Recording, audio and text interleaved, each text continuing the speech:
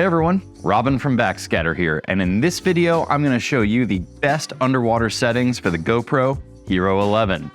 The Hero 11 is our favorite action camera yet because of its crazy good built-in video stabilization, and it's one of the easiest ways to start shooting beautiful 4K footage underwater. I'm going to walk you through every single step of the setup process as if you're opening up the camera for the first time. I'll explain what you need to do for the initial setup, how the dashboard layout works and what all the icons control, and what our favorite preferences are in the main menu. Then I'll get into how to use the custom presets for switching between different shooting modes in the easiest way possible.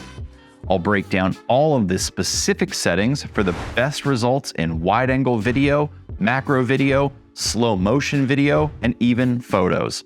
I'll also cover what you need to know about flip filters, the Macromate mini lens, and how and when to use them. Make sure you check out our downloadable PDF cheat sheet for a quick hard copy of all of this information that you can stash in your camera bag. We'll leave that linked down in the description below. If this already sounds like a lot of information, or maybe you're thinking you're a little intimidated, don't worry, we're not going to get in over your head. This is going to be a deep dive, but I'm going to break it all down super simply for you.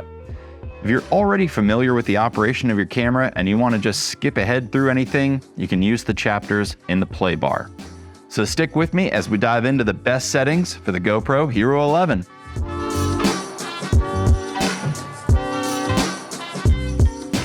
Before we get into the settings, let's cover the essential accessories and underwater gear that we have our GoPros set up with. We've got one rig here for wide angle and one for macro. So let's break down the components that we have within each of those. All these accessories that we're going to cover will be linked down in the video description. So first, we've got our Hero 11 Black in the waterproof dive housing. The camera itself is waterproof to 50 feet, but the housing allows us to take it down to almost 200 feet, prevents wear and tear, and most importantly, it allows us to mount the flip filter frame. The flip filter system is the key to success with the GoPro underwater because this is what overcomes the two biggest limitations that the GoPro faces: wide-angle color correction and close focus for macro. When shooting wide-angle video, cameras need to be able to set a manual white balance to restore the warm red, orange, and yellow color tones that we'd otherwise lose as we descend deeper and deeper into the cool-toned blue, green, and cyan water. Otherwise, if we don't add those colors back in, our footage is just going to be low contrast and overwhelmingly blue. By flipping down the color correction filter onto the GoPro's lens, we're able to restore all those warm red, orange, and yellow tones without actually having to change any camera settings or do a white balance. We use these flip filters for the GoPro because they offer easily interchangeable filters for the different levels of color correction that's required at different depths. The flip system is modular, so when you're ready to shoot macro, you just remove the two screws that hold the filter in place and then swap that out with the +15 power Macromate mini lens. The Macromate mini overcomes the focus limitation of the camera because it brings the focus range in much closer than the camera's normal limit, allowing us to fill the frame with subjects that are about the size of a golf ball in razor-sharp focus. Without that lens, we wouldn't be able to focus closer than about 12 inches away, and those tiny macro subjects would just be way too small in the frame. With the flip filter system, you can easily just swap between macro and wide accessories with ease, or swap out that second filter for the less powerful +10 power close-up lens for those slightly larger macro subjects and more fish portrait style of shots. The great thing about flip is that because of that modularity, you can easily and quickly configure your rig for whatever type of content you want to capture. We've got the camera mounted on our double-handled tray. We use a double-handled tray for more stability than just a single handle or a selfie stick, and we use this tray to mount all the other hardware that we need to complete the rig.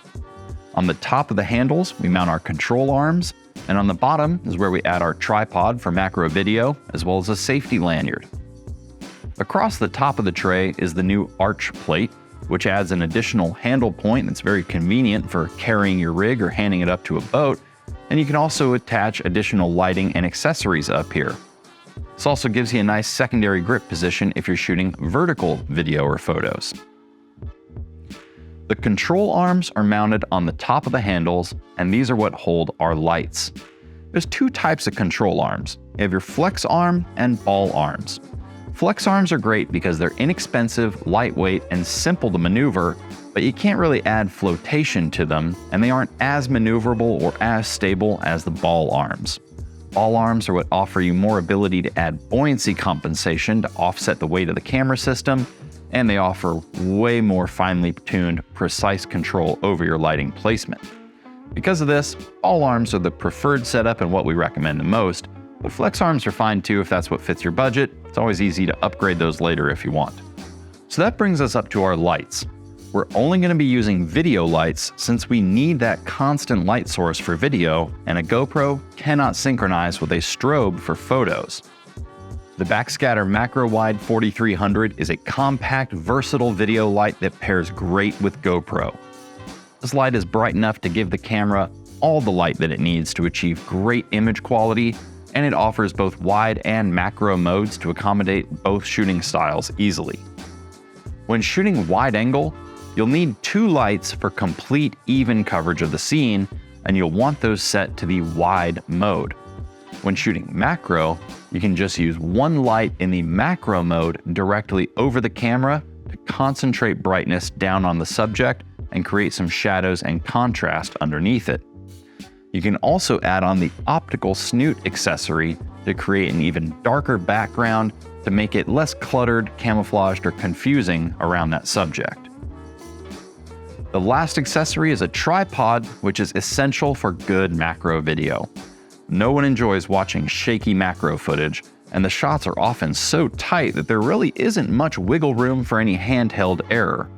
Just add an adaptable, flexible tripod for the most ease of use and to lock down those macro clips for maximum stabilization.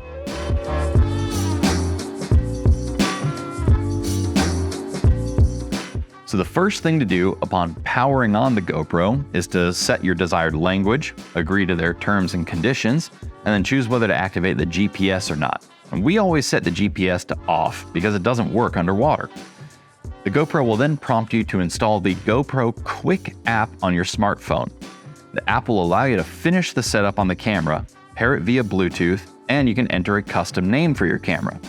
This also has the added benefit of enabling remote control camera operation and a live view preview straight onto your phone, but this is something we only play with topside.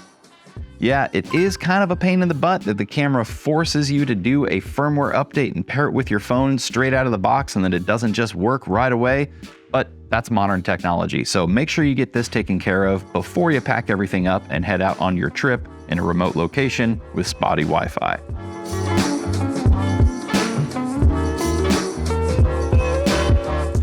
From the main shooting screen on the camera, you want to swipe down with the touch screen to bring up the dashboard.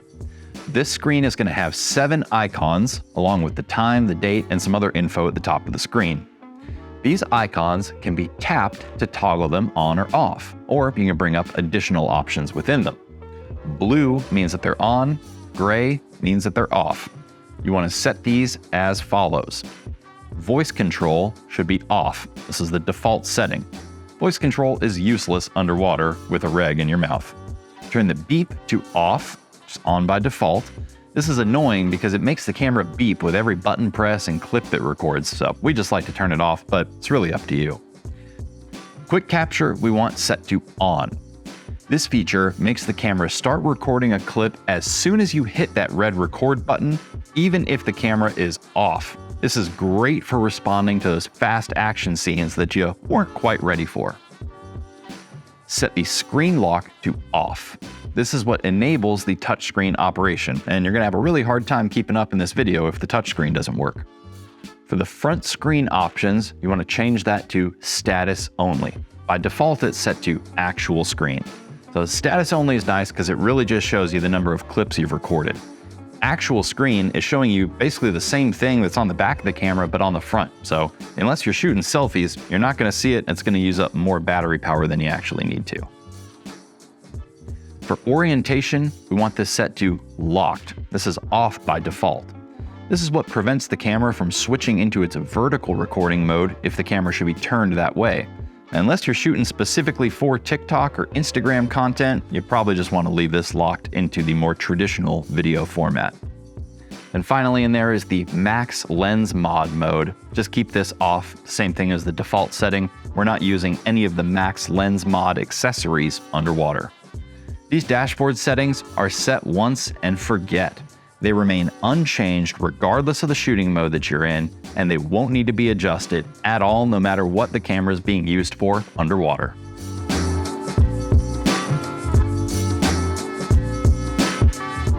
So from the dashboard, you want to swipe right to access the video mode, controls, and preferences page.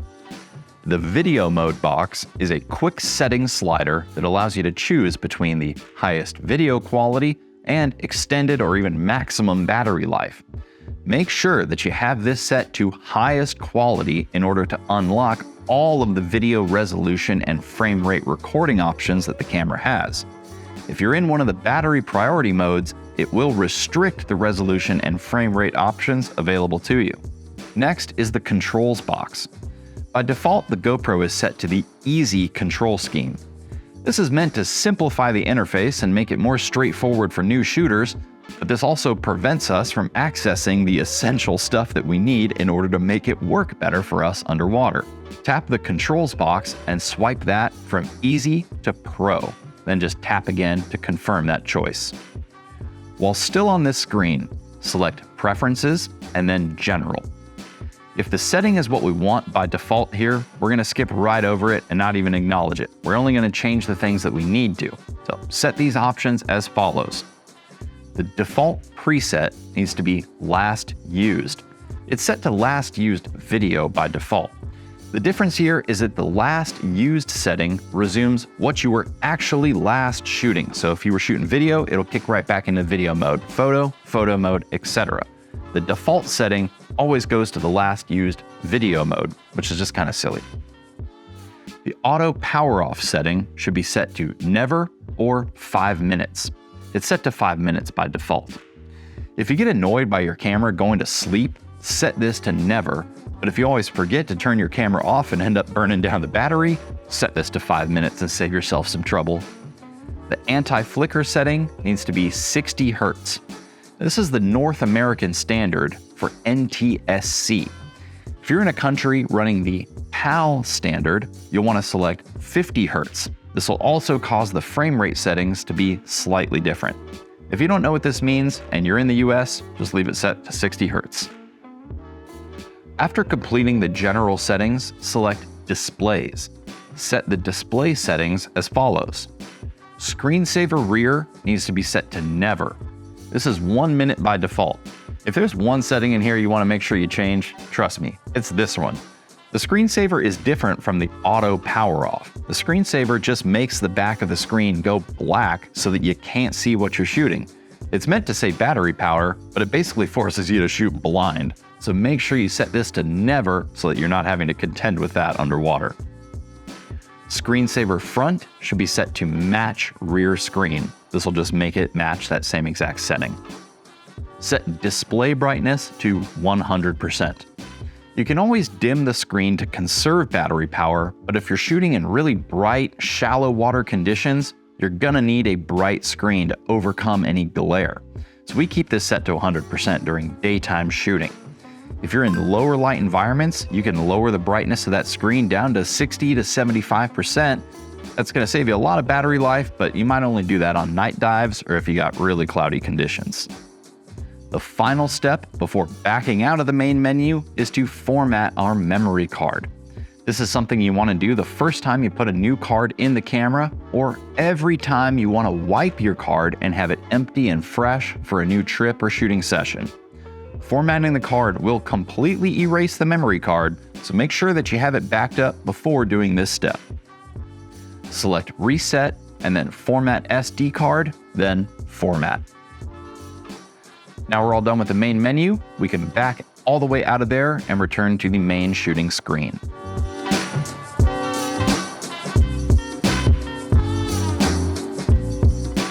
When the GoPro is all sealed up in the dive housing, we lose access to the touch screen. This locks you out of all of the settings choices other than just the basic primary shooting mode of photo or video that you choose by hitting the mode button on the side of the camera.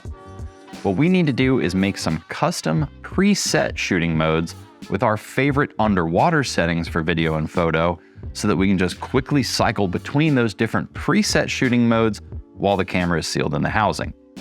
We do this by activating what we like to call the secret menu. You activate the secret menu by holding down the power and mode button that's on the side of the camera and then pressing the record button. You're going to see the default presets included in the camera, then you can just cycle through those using the mode button on the side and the record button on the top to select them. What we need to do here is make our own custom presets to be included in that list with the settings that we need for the best underwater results. Hey everybody, hope you're enjoying this video. You can join our family by buying your underwater photo and video gear from us here at Backscatter. Every purchase includes free lifetime tech support, will beat any price, hands down, and we ship worldwide daily. Our in-house authorized warranty service center has you covered for any maintenance and repairs. Here at Backscatter, we dive, shoot, and service everything we sell. Whether you're point and shoot or professional, we look forward to helping you meet your underwater imaging goals. Now back to the video.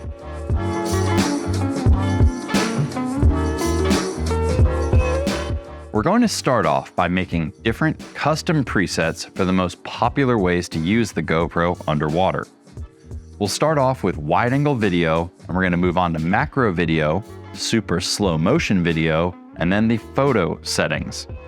All this info is available on our downloadable PDF cheat sheet in the description, so no worries if you don't remember every single setting we're about to cover the first time around. Just download that cheat sheet and stick it in your camera bag.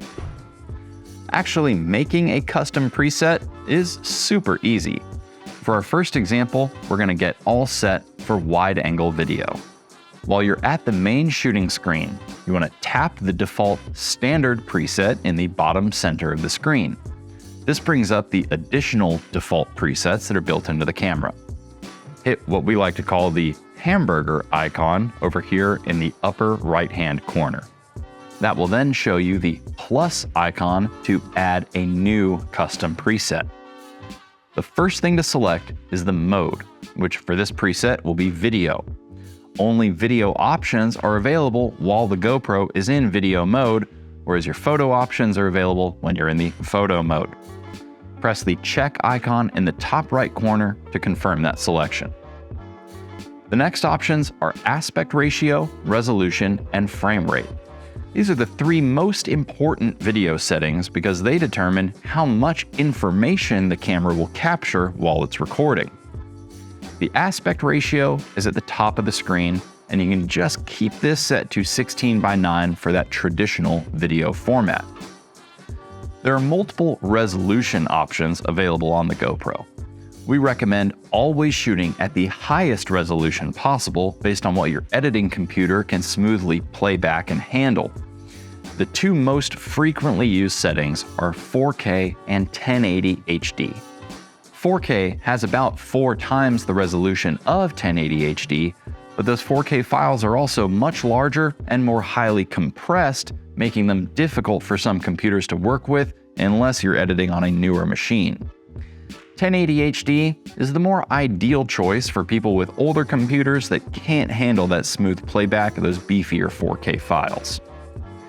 You might choose to shoot up to 5.3K resolution for even better results, but we find that 4K is still sufficient for most needs, and at least at this time, it's a fair baseline standard for good video specs. If your editing computer can handle it and you need that extra resolution, feel free to kick that camera up to 5.3K and check out that setting too. We like to keep the frame rate set to 60 for general video purposes. 60 frames per second creates footage that looks super smooth and lifelike when played back at full speed, or you can slow that footage down and play it back at half speed, 30 frames per second, for an even more stabilized and longer clip.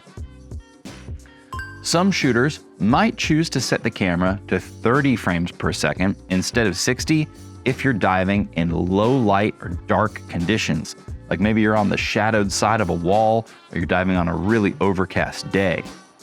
By switching to 30 frames a second, the camera is also going to default to a slower shutter speed, which allows your scene to be a little brighter. This is sometimes necessary if your footage is appearing just too noisy, too grainy in those dark situations. The trade-off is that you don't have those extra frames to create slow motion footage from, but the improved image quality in low light situations might be worth shooting 30 instead of 60. The lens setting, also known as the field of view, is what determines how wide or how narrow the view of the GoPro camera is. This is the setting that's really going to determine whether you're going to shoot wide angle or macro, since wide angle requires a wide view while macro requires a tight one. Set the field of view to wide when shooting wide angle. We don't recommend shooting any wider than this, as the image quickly starts to look too distorted and unnatural. Hypersmooth is what GoPro calls their in-camera digital image stabilization. We recommend setting this to boost. This will crop in on the width of the shot, slightly reducing the field of view, but the massive benefit of the unbelievable stabilization that it adds is so good that we set this to boost every time. Scroll down to the next page in the settings, which are the Pro Tune settings. Pro Tune settings are the more advanced exposure, image, and sound settings. Fortunately for us, these are going to be the same for every single preset mode that we set up, but you do still have to assign each of them individually for each custom preset. The 10-bit option unlocks more flexibility for color editing of your footage. If you're the kind of person that imports your clips and does some color grading to them, you want to turn this on. If you just want to post your footage straight out of the camera, you might as well leave this off because you're not going to experience the benefit of it, but your files are going to be a little bigger. This option is only available if you're shooting in 4K resolution or above. Change the bit rate to high. It's set to standard by default. This improves the overall image quality by capturing more bit depth per clip. You're going to keep the shutter set to auto.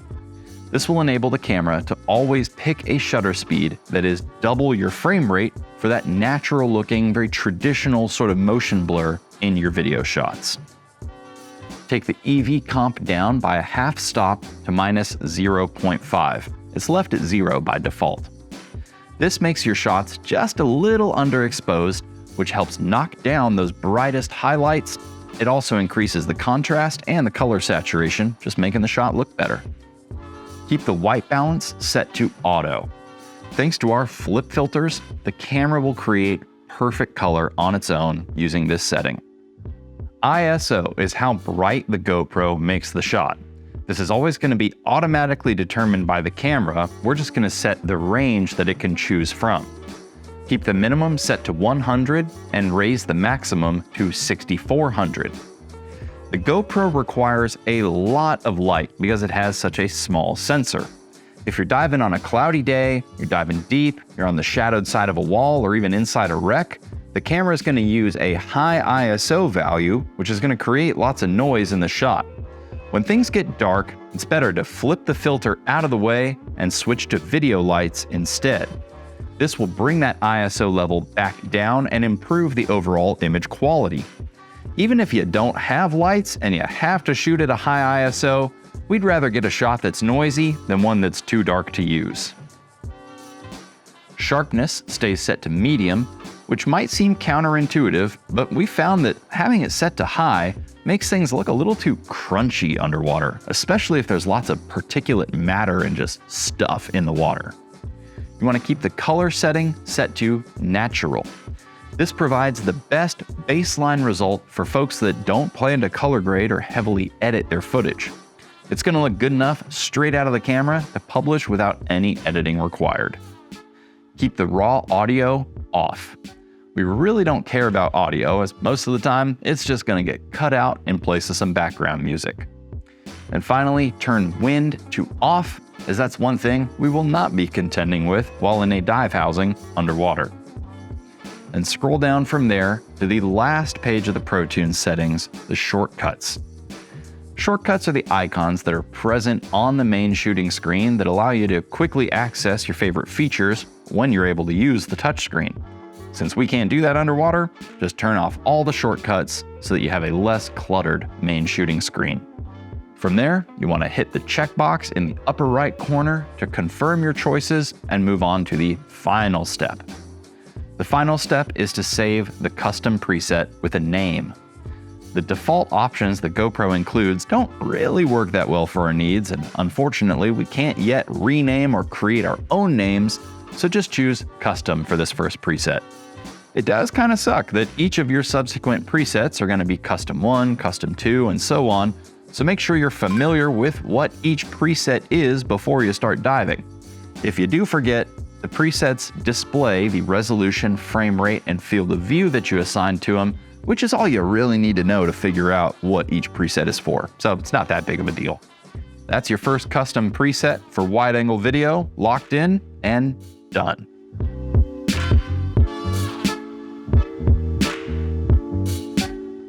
So back at the beginning of the video, when we were talking about the essential accessories, we explained why you need a filter to replace the warm color tones in your footage, but now let's talk about when to actually use the filters versus when to switch to your video lights.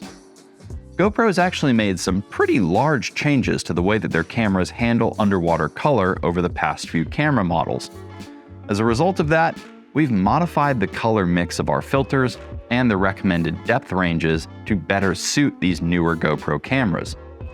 The HERO11 does not require a filter until you hit about 20 feet or 6 meters in depth.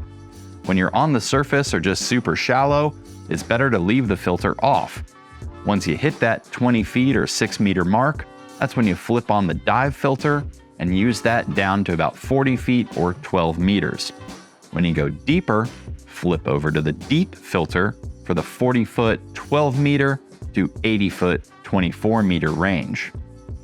We've formulated filters that produce great color below the 80-foot 24 meter range, but honestly, the GoPro just can't handle it due to how little light is left at that depth. The GoPro sensor just cannot collect enough natural ambient light through the filter, and the results just look soft, noisy, and dark. We highly recommend removing the filter and switching to just video lights for excellent looking results when you go deep.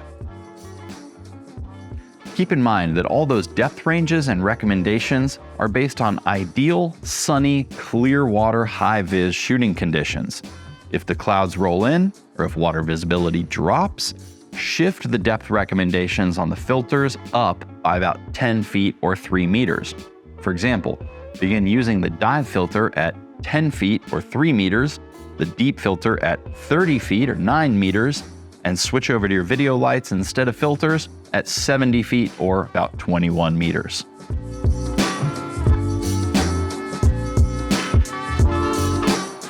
The next preset that we're going to create will be for macro video to use with our Macromate Mini and with the Plus 10 close-up lenses. There's actually only 3 settings that we have to change that are different from our wide-angle preset, so this is easier than you might think. We're going to go through the custom preset creation process again, same as we did for wide-angle, but this time for the lens setting, you're going to set it to the linear option, and we're just going to leave the hyper smooth stabilization left at its default setting of on. We cannot use hyper smooth at its boost setting while also using linear and zooming the lens in, which is what we're going to do next. We're going to take that zoom up to its maximum amount of 1.4 times. This is not only going to create the tightest field of view possible from the GoPro, making our small subjects appear as large as they can in the frame, but it also has to be set to this zoom level to avoid seeing the corners of the lens itself in the shot and to avoid any weird reflections that get caused by the all-clear GoPro housing. The key to using the Macromate Mini successfully is to determine your focus distance using the included focus stick. Just align the notch on the focus stick for your camera model with the front of the macrame lens. The focus range is only about 1 inch, and the stick is going to put you right in the middle of that range. So don't get significantly closer or farther away from your subject, or focus is going to drop on it. Flip over to the +10 close-up lens if you need to back up in order to fit larger subjects into the frame.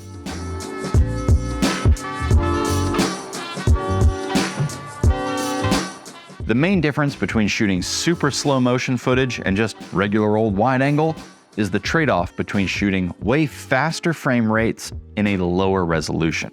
By selecting a lower resolution of 2.7K or even 1080 HD, we can unlock a much faster frame rate up to 240 frames per second. So it's going to allow us to stretch those clips out even more to a ridiculous amount for those really short moments of fast action. Think about using these settings when you're jumping off the boat and splashing into the water, or some other quick little scene like that. You are going to need some knowledge of editing software and how to pull this off, and a reasonably powerful computer to do so, so just keep that in mind when you're shooting those super slow-mo shots.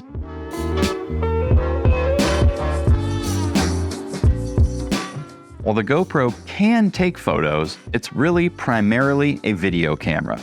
There's just too many limitations that prohibit it from being a serious photo rig. It can't synchronize with strobes, so you're limited to video lights for lighting. You can't pre-focus your shot, so your autofocus is quite limited, and certain settings in the camera prevent it from shooting at maximum image quality in all modes. If your primary goal is photo, then it's worth taking a look at cameras that really specialize more in that realm. If you need help with that, feel free to reach out to us, or you can check out any of our reviews and guides to get on the right track. That being said, here's how you make the most of the GoPro for basic point-and-shoot photos. All the concepts and basic fundamentals about how to use the filters, the video lights, and the macrame mini lens that we've already explained in the video section applies equally to photo. You're basically going to shoot each style the same way that you would for video. The first thing that we need to do is make sure the camera is in photo mode. So do this by hitting the mode button once to go from video mode to photo mode. Within this mode, we can make our custom presets just like we did previously, but the options will be all photo related. We're going to make one preset for wide angle and another for macro photo. Begin the new custom preset process, select photo. Keep the lens set to wide and change the output setting to RAW so that you're capturing images at maximum quality. We change it from the default super photo setting to avoid having the camera auto-process our images with that weird high contrast HDR look. Next, we're going to scroll down to the ProTune settings and just take the EV comp down to -0.5 to knock down the highlights a bit. The only other step is to turn off the shortcuts and save that preset. Now you just use your flip filters and your lights under the same directions as we covered for video, and you're set for wide angle photo. In order to get set for macro photo, we'll bring up the custom preset creation process again, choose photo again, and then change the lens setting to linear. Next, you're going to select output, but this time set it to standard instead of RAW. The GoPro will let you select RAW as an option, but if you do, it'll reset the lens setting back to wide. Basically, you can't shoot RAW if the lens is set to linear, and the lens has to be set to linear in order for us to zoom it in. Next is zoom. We're going to select that and take it all the way in to 2 times. This is a little bit further than we can zoom it in video mode. Then scroll down to ProTune and set the EV comp down to -0.5, turn off all the shortcuts, and save the preset. Now just use the macrame mini lens with the focus stick and a single video light overhead, just like we did for video, and you'll be all set for macro photos.